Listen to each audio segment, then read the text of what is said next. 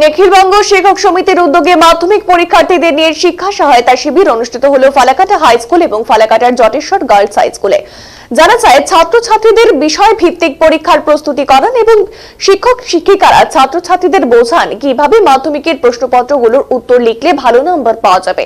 সেই সকল বিষয়গুলো এখানে অবগত করানো হয়। দুটি বিদ্যালয়ে 3 শতাধিক মাধ্যমিক ছাত্রছাত্রীরা অংশগ্রহণ করে।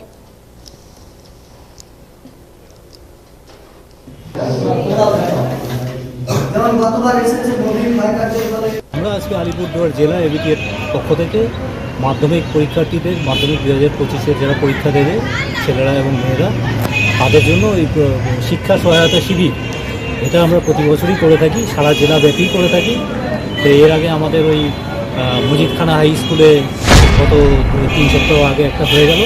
আজকে আমরা ফালাকাটা এবং জটেশ্বর গার্লস হাই স্কুলে ওখানেও একটা হচ্ছে, এখানেও হচ্ছে ফালাকাটা হাই স্কুলে এবং জটেশ্বর গার্লস হাই স্কুলেও একসাথেই আমাদের এই প্রোগ্রামটা আজকে হচ্ছে।